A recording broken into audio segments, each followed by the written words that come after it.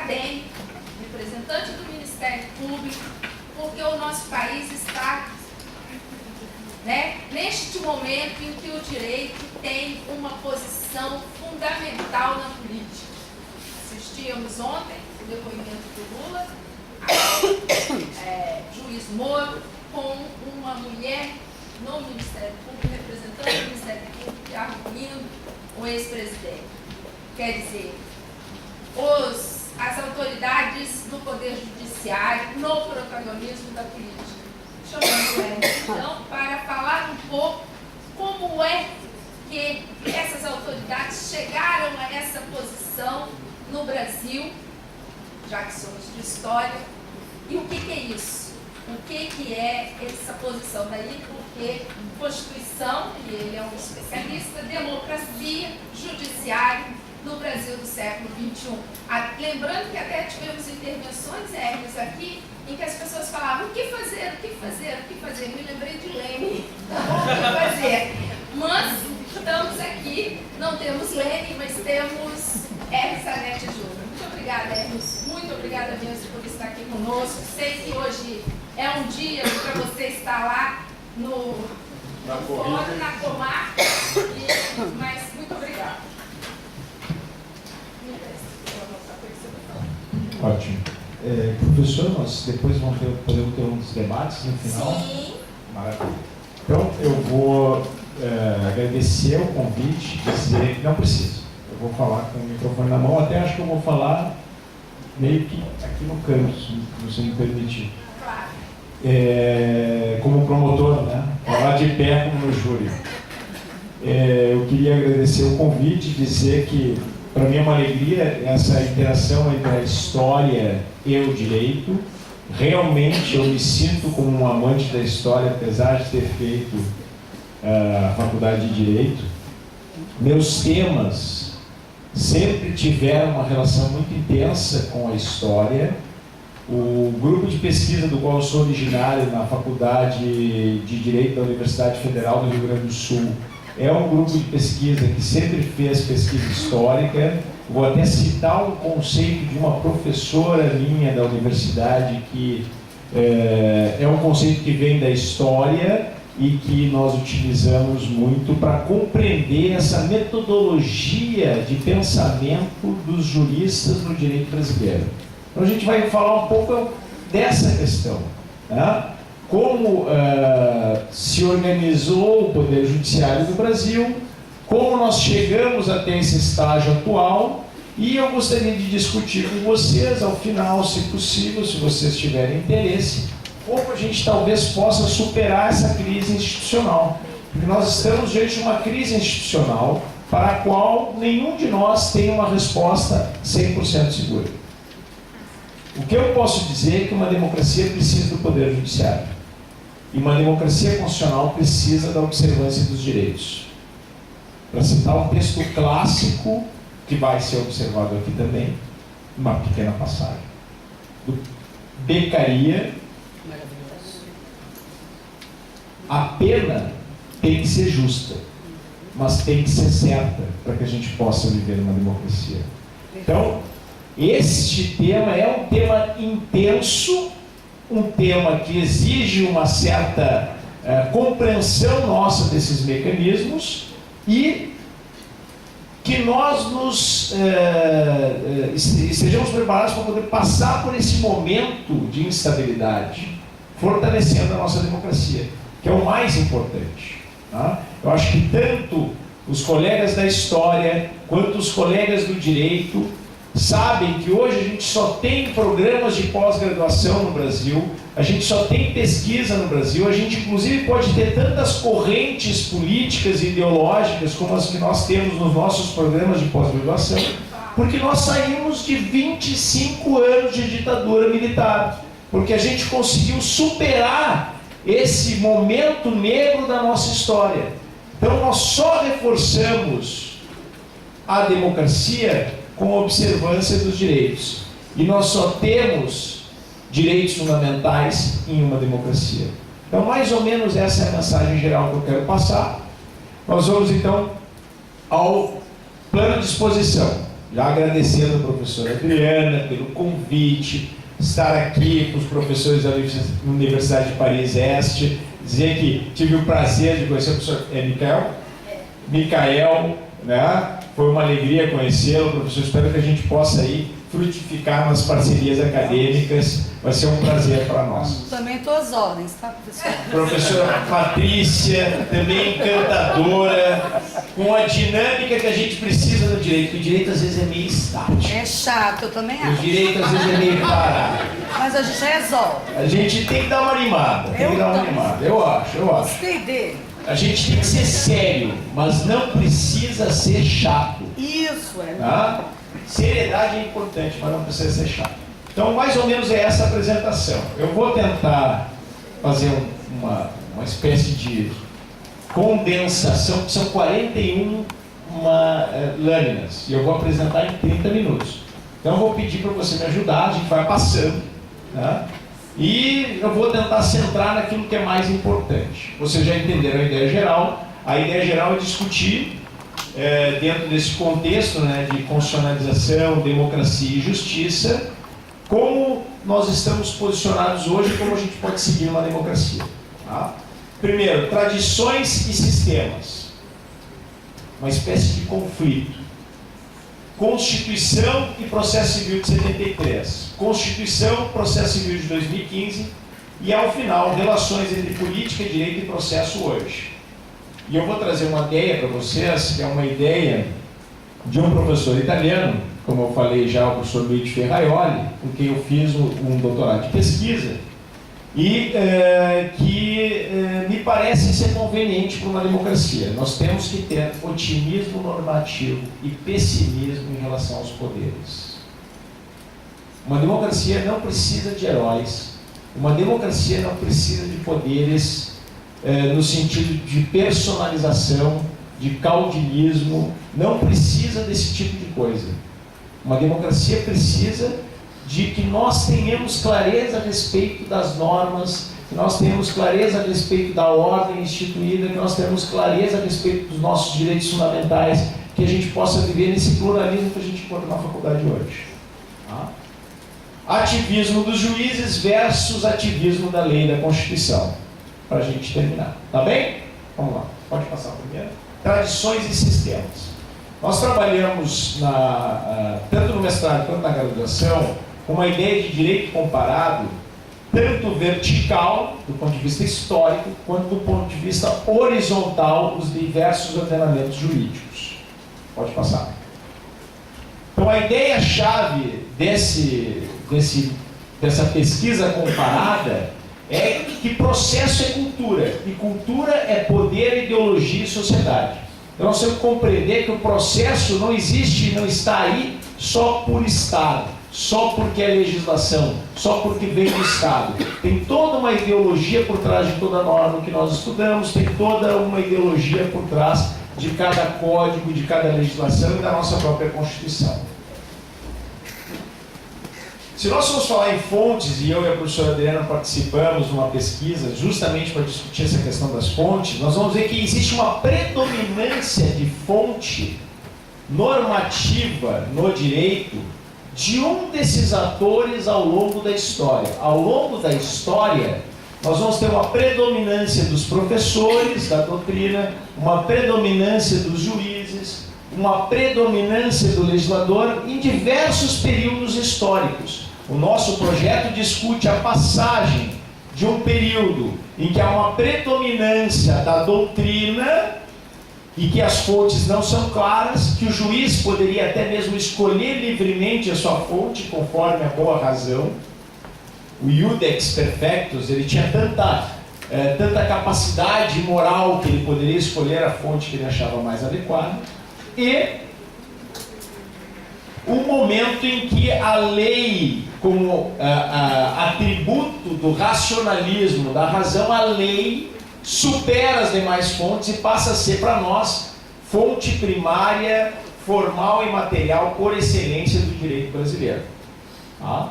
Então essa é uma passagem que aconteceu em algum determinado período, a gente não está bem certo aonde, entre o século XIX e o século XX ou no início do século XX, Isso, no início do século XX, é muito bem marcado pelo Código Civil de 1916, que já é um código do modelo de códigos de Napoleão.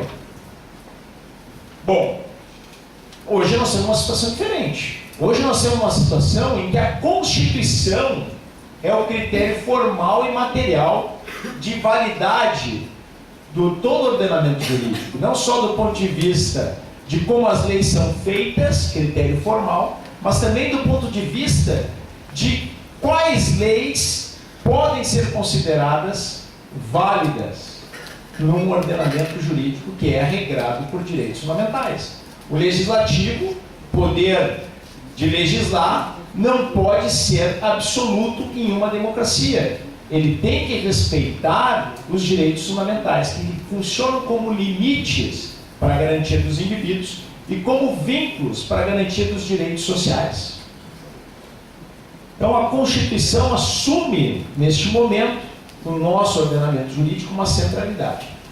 E aí nós podemos discutir, e é o que eu defendo, que há uma circularidade entre os diversos atores nesse novo modelo de ordenamento jurídico constitucional. Há uma circularidade entre doutrina, os professores, que nós estamos fazendo aqui, os precedentes, que são as decisões judiciais com força normativa no Brasil. Hoje, depois do novo Código de Processo Civil, a gente passou a ter precedentes com força normativa e vinculantes, muito parecidos, mas não exatamente a mesma coisa com o que há no Common Law.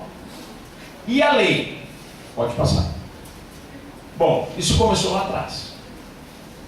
Essa ideia de que a lei vai ser uma hora predominantemente de professores, uma hora predominantemente de legisladores, outra hora predominantemente de juízes, começou lá atrás. Começou mesmo antes de Justiniano, mas Justiniano disse claramente que ele estava redigindo o Corpus Juris Civilis para que não fosse interpretado e que era para aplicar o Corpus Juris Civilis, que era a lei dele, o legislador. Ele assumiu a centralidade do ordenamento jurídico. Pode passar. Pode passar. Esse direito do Justiniano, que era o direito do legislador, se tornou a razão escrita. Se tornou a razão escrita na recepção, vamos dizer aí, 600 anos depois, na Europa, quando foram fundadas as primeiras universidades. Aí tem a Universidade de Bolonha, Alma Mater Studiorum, onde eles começaram a reler o Corpus Juris Civilis e reescrever o Corpus Juris Civilis, o que é muito importante, porque aí passa a ser a tradição dos professores. Esses professores, os glosadores, os pós-glosadores, assumem então o papel de predominância na função de dizer o que é o direito.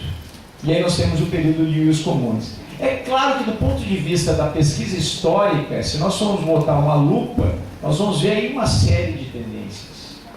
Mas há o que a gente pode dizer de uma predominância dessas ideias. Dessa centralidade de um órgão legislador, Justiniano, ora a doutrina, os professores, agora no exemplo que nós estamos falando, na Baixa Idade Média, com a Universidade de Bolonha. Pode passar. No Common Law, onde também houve influência desse renascimento do direito romano, nós temos Hobbes como talvez o primeiro contratualista, o primeiro teórico do positivismo jurídico. Isso é um pouco polêmico, mas essa ideia que Hobbes traz de positivismo jurídico é uma ideia fundamental para que a gente possa lidar com o direito. Qual é a ideia? O direito é artificial. O direito é artificial, é criação humana. E não por acaso eu separei esta frasezinha: todas as leis, escritas ou não escritas, necessitam de interpretação. Porque isso até hoje no direito, e pasmem os professores de Paris, a gente enxerga isso nos alunos aqui na universidade. Eu não sei exatamente como é que é na França, mas pelo que eu conheço do direito francês, e pelo contato que eu tive com os professores franceses e com os professores italianos onde eu estudei, a lei tem uma força muito grande na Europa. Essa compreensão da lei como direito tem um peso muito grande na Europa, né? Nossos alunos na faculdade de Direito são muito literais em relação à interpretação da lei. Então, o direito é artificial e esta lei escrita precisa ser interpretada. Pode passar. Diferentemente na Europa continental, e aí eu falava da França, mas aqui é um exemplo da Itália, a interpretação das leis era considerada um risco. Enquanto na Inglaterra, Hobbes teoriza o positivismo jurídico, faz o contrato afirmando que as leis são importantes para manter a ordem, mas que é necessário interpretá-las, pecaria por uma desconfiança em relação aos juízes. Vai dizer, a interpretação das leis, nem mesmo a autoridade de interpretar leis penais pode existir para os juízes criminais, pela mesma razão que não são legisladores. Beccaria vai vedar a interpretação do direito penal. Já aconteceu em outras passagens, mas aqui, para marcar essa questão importante. Por que Beccaria vai fazer isso? Por causa dos abusos cometidos no direito penal daquela época. O direito penal daquela época era caótico, era instrumento de autoridade, era instrumento de arbítrio, e não havia confiança nos juízes, porque os juízes tinham cargos venais na magistratura francesa, porque os juízes eram representantes da nobreza, os juízes não eram juízes ou eleitos pelo povo, ou concursados, juízes que estavam nos cargos por meritocracia. Os juízes eram escolhidos por fazerem parte de um determinado extrato social. E eles defendiam apenas os interesses daquele extrato social. Então, a lei nesse momento, seguir a lei, era um importante elemento de emancipação em relação ao absolutismo. Era um importante elemento de superação do autoritarismo, de quem detinha o poder. Então, a lei é que representava o controle do poder. Pode passar. Nós temos então a Revolução Americana, a Revolução, pode passar, Revolução Francesa, né, com a desconfiança da magistratura, lei escrita, clara, completa, sem possibilidade de interpretação, tá? Pode passar. E Napoleão Bonaparte. Aqui vai faltar um texto que eu não trouxe. Agora que eu me lembrei que era um slide que eu não tinha terminado de preencher. Mas Napoleão tem um Código Civil e tem o Código de Processo Civil, além do Código Penal, o Código de Processo Penal, o Código Comercial. E é muito importante, Napoleão formou com essa ideia de código todo um pensamento ligado à legislação. A predominância da regra e da razão do legislador em relação a qualquer outra dentro do direito. Fonte formal, material, primária do direito à legislação. Pode passar. Faltou o texto do código. Me lembrei agora. Já me lembrei que eu tinha me esquecido. Já é o começo, né? Artigo 5º do... Pode dar uma volta lá que eu mais ou menos conheço o texto. O que ele faz no artigo 5º do Código Civil de Napoleão? Juiz não pode decidir com base em decisão judicial. Juiz nenhum pode decidir com base em decisão judicial. É vedado aos juízes decidir com base em decisão judicial. Fonte do direito é só a lei. A gente tem que lembrar, né, na construção desses períodos históricos, é claro, como eu disse, existem diversas peculiaridades, mas nós tivemos na França, nesse período, o référé legislativo. Não sei como é que pronuncia direito, meu francês não é tão bom, e eu fico até com uma certa vergonha, mas o référé era exatamente a ideia de que, como os juízes não podiam interpretar a lei a Corte de Cassação, que era o tribunal responsável por controlar a incorreta aplicação da lei pelo juiz, ela só podia cassar a decisão e devolver para o juiz decidir de novo em conformidade com a lei. Se a Corte de Cassação percebesse que o juiz tinha decidido mal, porque a lei não era clara, porque a lei exigia interpretação, ela, mediante o referré, tinha que encaminhar para o parlamento, porque só o parlamento que poderia dizer qual era o sentido verdadeiro da lei. Então percebam a força desse paradigma que se instalou. No início, nós falamos de sistemas e tradições, e eu não expliquei esse primeiro ponto. Sistema é isso. Sistema fechado, modelo do Código de Napoleão, instaurado nesse paradigma legislativo, paleo-jus-positivismo, sistema fechado. Só pode do jeito que está escrito na lei. A lei tem todas as situações previamente estabelecidas, todas as situações previamente previstas, o que se chama casuística, e a casuística legal resolve todos os nossos problemas. Ele brocado do latino, in claris cessate interpretatio. Pode passar. É uma página em branco, mas deu para falar bastante coisa. Extraído desse livro do Hobsbawm, a gente vê aí a expansão do modelo.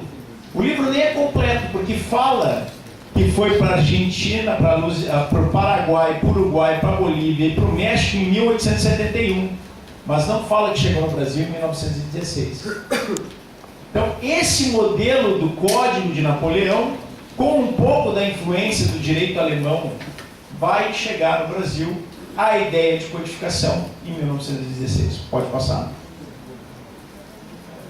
Mas a legislação não deu certo. A legislação como único paradigma e única alternativa para garantir a razão, a paz social, a ausência de conflitos, resolver os nossos problemas, permitir que a gente vivesse bem em sociedade, gerou uma distorção muito forte, que era o direito absolutamente injusto, as leis nazistas. Então o modelo nazista é um modelo que só foi possível por causa, modelo jurídico, por causa do paleo-jus-positivismo, onde a existência da lei, ela ter passado por um processo legislativo era o suficiente para dizer que essa lei era válida.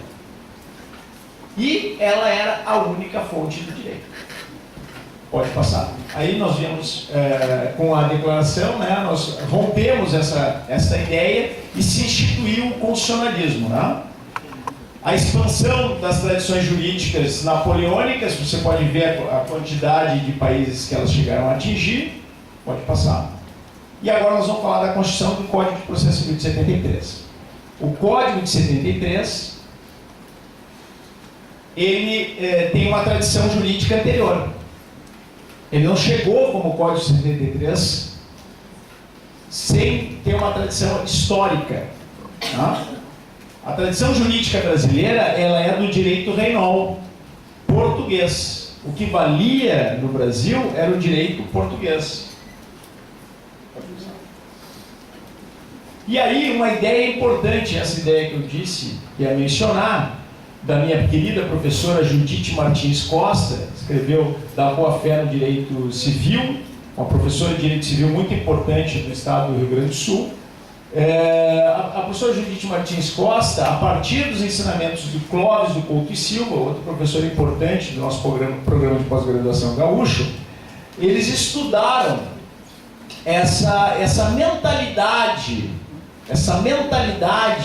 do jurista brasileiro, porque nós, mesmo tendo recebido o Código de Napoleão em 1916, continuávamos lutando por justiça, continuávamos criticando a legislação, continuávamos de alguma forma ainda não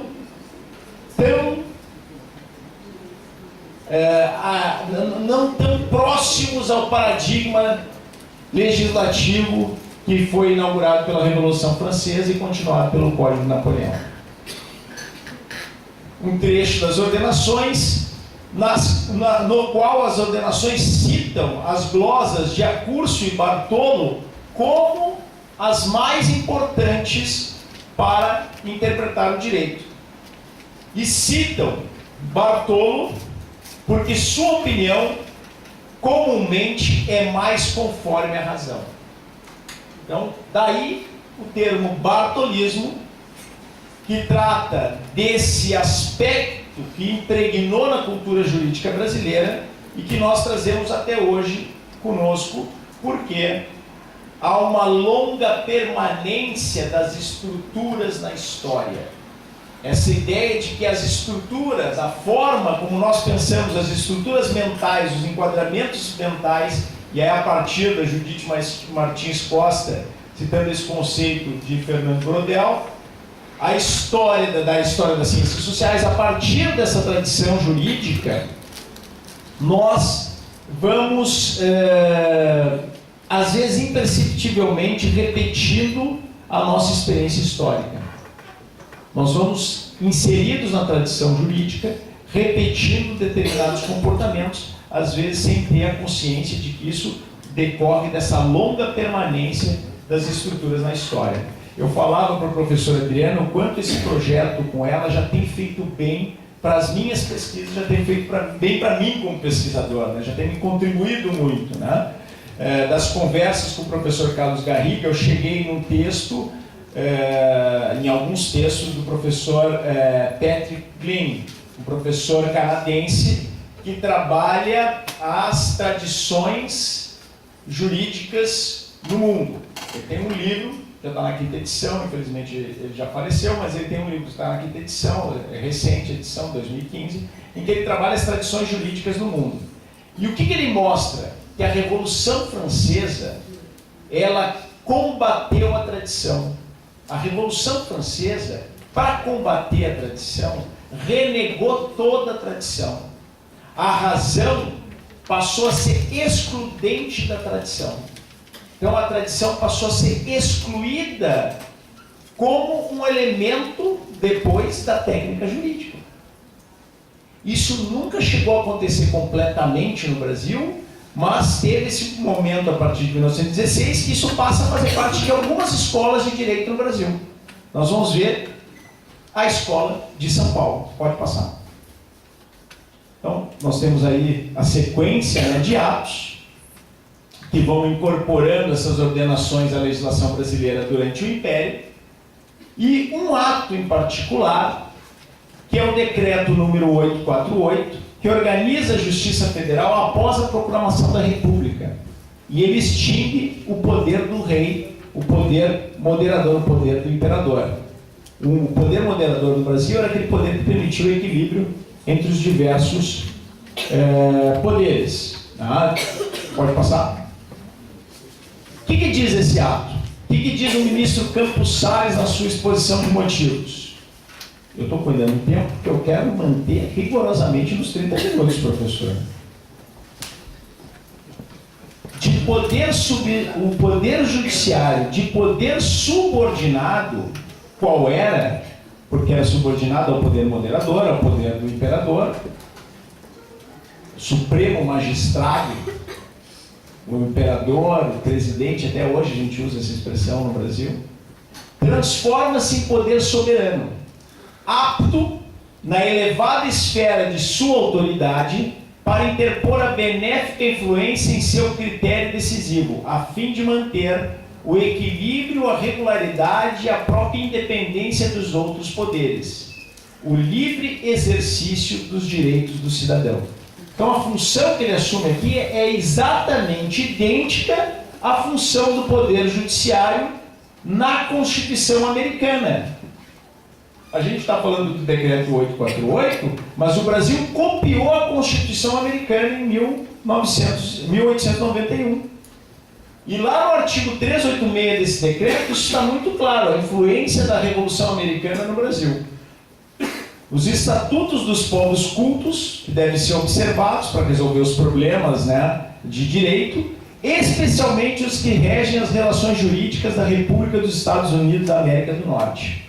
Os casos de common law e equity. Os casos quer dizer os precedentes. já nesse decreto já falava dos precedentes. Serão também subsidiários da jurisprudência federal. Então vocês vejam quão profunda e quanto antiga é essa ideia, pode passar, né, da influência do direito americano no direito brasileiro, e por isso que eu tenho defendido desde a minha tese de doutorado que nós temos um modelo híbrido no Brasil, um modelo misto. Nosso sistema não é de civil law, porque a gente tem todo o ordenamento jurídico constitucional de common law. Pode passar. Com a Constituição Republicana, nós tivemos um período em que nós tivemos códigos de processo civil estaduais. Hoje nós não temos mais. Hoje a nossa legislação federal é que trata de processo civil. Mas, só para comunicar aos colegas da história, eu acho que é um tema interessante de pesquisa, né? Nós tivemos um Código de Processo Civil do Espírito Santo. Esse código foi publicado recentemente com o esforço do professor Rodrigo Mazei e com o apoio da OAB do Espírito Santo. Pode passar. Vem o Código de Processo Civil de 1973. Eu já cheguei a dizer, professora, muito embora o de 39 tivesse elementos do racionalismo, elementos dessa mudança de postura em relação à codificação, não era propriamente uma codificação. O de 73, sim. O de 73 tinha um compromisso, desde a exposição de motivos. Um código de processo é uma instituição eminentemente técnica. E a técnica não é apanágio de um povo, senão uma conquista de valor universal. Então, a técnica como solução para todos os problemas. A mesma lógica do paleo-jus-positivismo, a mesma lógica de Napoleão. Ou seja, 1948 não havia existido no Código de 73. A ideia aqui era um código de processo civil para tratar das questões de direito civil e que fosse técnico. E isso bastava. Pode passar. Essa ideia do processo como técnica não era nova. Ela já tinha sido difundida na ciência alemã em 1868 pelo Bülow. E a formação da nossa ciência processual, o direito processual, dizem que a certidão de nascimento do direito processual, porque até então era tratado como direito judiciário, é essa obra do Bülow de 1868. Pode passar. Parte 2. A Constituição e o Código de Processo Civil de 2015. A gente vai dar um salto agora e vamos para a Constituição Federal. Como nós tínhamos esse paradoxo metodológico, porque a gente tinha um Código de 73, europeu continental, de civil law, e um código e uma Constituição desde 1891 de common law, isso cria um paradoxo metodológico. O de 73 manda aplicar a lei. A Constituição, no artigo 5º, 35 da versão atual, mas a ideia já existia, diz: a lei não excluirá da apreciação do poder judiciário lesão ou ameaça a direito. É uma coisa bem diferente. É dizer que o Poder Judiciário tem essa função de dizer qual é o direito. E a lei é um elemento importante do catálogo tópico de soluções jurídicas, mas não é o único. Pode passar? Pode passar? Aí, nossa Constituição, aprovada em 88, pode passar. Meu pai, que foi deputado federal constituinte, eu sempre faço questão, quando falo da Constituição, de ressaltar esse fato histórico. Pode passar. Sua cara. É minha cara, né? Mas muito mais bonito que eu. Não é, professora Patrícia? Volta lá mais uma vez, só para conferir. Volta, olha só. E era ruivo. Ruivo. Gostou mais de você, você está vivo. Ah, mas ele tá vivo, graças a Deus também. Jovem. Melhor frase. Sim, já gostou. Código de Processo Civil de 2015, senão eu não consigo terminar. Vamos lá que eu tenho 4 minutos. Imagina, 4 minutos não vai dar. Mais uma extensão. Se vocês vão me dar uma extensão, eu agradeço. Professor, mais uma extensão de 10 minutos.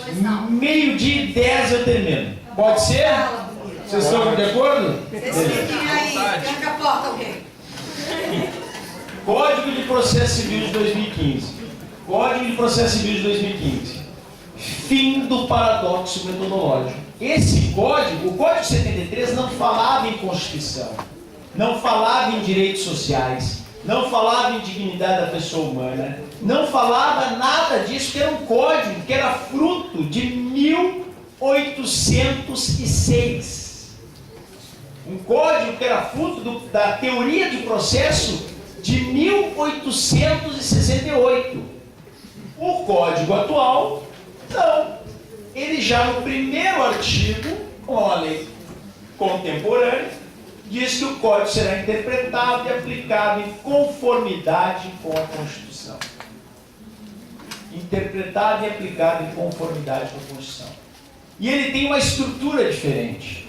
Ele tem uma parte geral e dentro dessa parte geral, como as constituições, como as novas leis, como os estatutos, como o Código de Defesa do Consumidor, ele tem normas fundamentais. Então, as normas agora são mais abertas, mais plásticas, mais flexíveis e elas dão uma direção, cláusulas gerais, conceitos jurídicos indeterminados, que resultam em normas, regras, normas, princípio, normas, procedimento, que permitem que a gente atinja a finalidade do Código. Qual é a finalidade do direito processual no Estado Democrático Constitucional? Meus alunos sabem que eu posso decorar. Quando eu pergunto, eles já começam a responder. A finalidade é a tutela das pessoas e a tutela dos direitos. A finalidade do processo, o processo não é fim em si mesmo, o Estado não é um fim em si mesmo, a finalidade é a tutela das pessoas, a tutela dos direitos, adequada, tempestiva e efetiva, mediante o processo justo. Essa é a finalidade do direito processual. Então, se o processo está atrapalhando, ele precisa ser modificado para que possa dar tutela dos direitos. Duas grandes mudanças desse CPC. Primeiro, a justiça multiportas, que é essa ideia que não é só o Estado e o Poder Judiciário que dão a solução para os conflitos. E segundo, a ideia dos precedentes normativos formalmente vinculantes, a ideia dos precedentes como norma. Tá? Esse código também fez uma outra adequação terminológica que tem a ver com essa mudança que a gente está discutindo, do paleojuspositivismo para o que o professor Luiz Ferraioli chama de jusconstitucionalismo. Tá? Nesses 3 artigos e em todos os demais locais que existem no Código, o Código abandonou a expressão lei em sentido estrito e utilizou a expressão ordenamento jurídico. Porque o ordenamento jurídico não é composto só de leis. Ele é composto também de precedentes, ele é composto de outros instrumentos legislativos, outros instrumentos normativos, inclusive de contratos, e, portanto, a expressão lei era reducionista dessa característica. E mais, a expressão lei fazia parecer com que a lei regulava o processo independentemente da Constituição. Quando, na verdade, é a Constituição, a unidade do ordenamento constitucional, que garante as boas soluções processuais. Pode passar. Então não há, igualmente, como direito artificial, né, e nessa aula, quando eu dou uma aula sobre isso na graduação, agora eu uso o exemplo da Venezuela. Porque, como não há o direito artificial, até mesmo a separação de poderes é artificial. Então, nós podemos ter diversas separações de poderes. O modelo de Montesquieu, que é usado no Brasil, é um modelo importante, é um modelo predominante no mundo e é um modelo mais seguido, mas nós podemos ter outras soluções.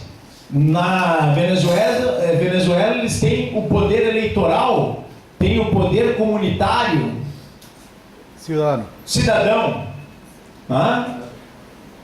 Então, isso também é artificial. Se é artificial, nós temos que concentrar nas funções e não exatamente nos poderes. As funções que esses poderes desempenham dentro de um determinado ordenamento jurídico. Pode passar? Nós temos as funções do legislativo, clássico, elaborar as leis, executivo, executar as leis, judiciário, aplicar a lei, e além de aplicar a lei no ordenamento jurídico atual brasileiro, como os precedentes passaram a ser considerados normas, o judiciário diz qual é o caso, qual é o direito aplicável e para poder estabilizar a situação jurídica, né? Respeitada a ideia de ordenamento jurídico. Isso está atrasando mais a minha apresentação. Vou pedir mais um prazo. Vou te falar esse pessoal. Ministério Público fiscaliza o cumprimento do ordenamento jurídico e requer ao Poder Judiciário a aplicação da lei e do direito. Então, o Ministério Público é a face ativa do Poder Judiciário. Na Itália, nós temos um ministério, uma magistratura com dois grupos, né? É o mesmo concurso de dois grupos. Promotor de justiça ou juiz. Na França, eu acho que o magistrado togado, o magistrado normal, o togado, ele tem a mesma dignidade do parquet, a mesma dignidade da magistratura debout, que é o Ministério Público. Mas eu não sei se é o mesmo concurso. Tá? Talvez se fosse o caso, a gente depois tem que esclarecer isso. Pode passar? A ideia de formalismo valorativo do professor Carlos Alberto, que foi o meu orientador do doutorado. Pode passar? Passa. E o tema que nos interessa mais. A gente construiu toda essa evolução para chegar aqui. Pode passar? Bom, otimismo normativo. O que significa?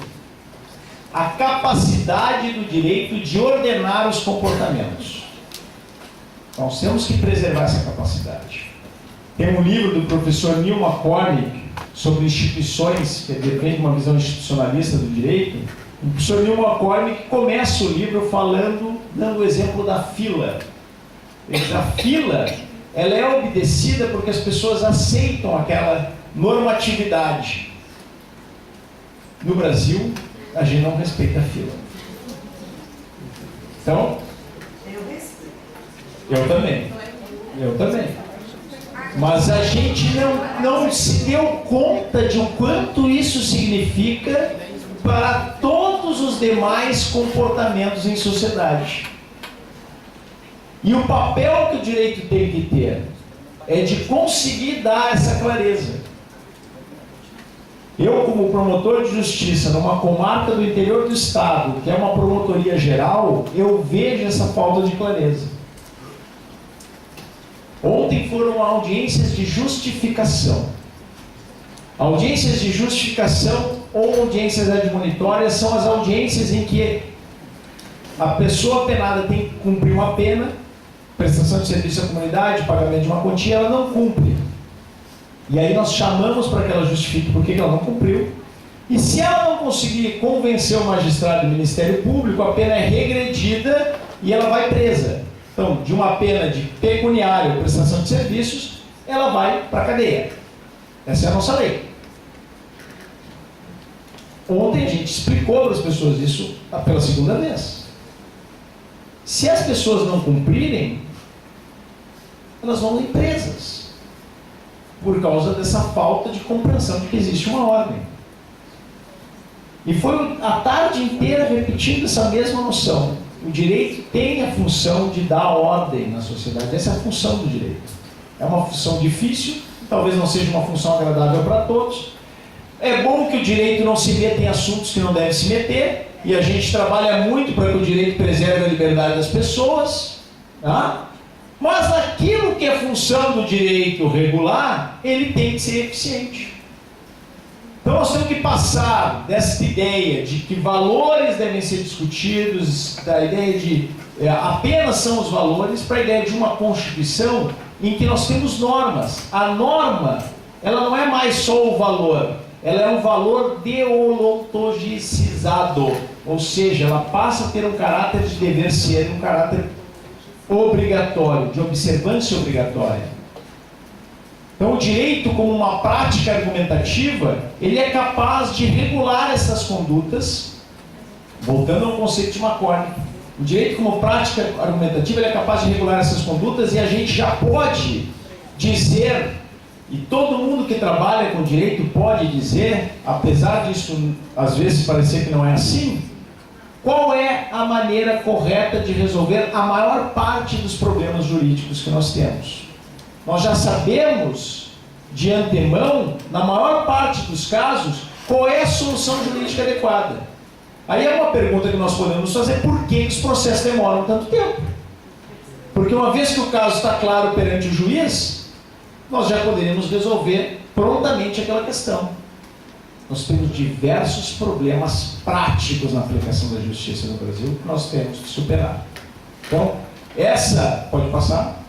Essa, se tu conseguires, essa instabilidade da prática do direito, e a instabilidade das nossas circunstâncias sociais está gerando muito mais conflitos, né? Nós estamos vivendo agora num momento particular de irritação das nossas instituições. As nossas instituições de cúpula estão em conflito.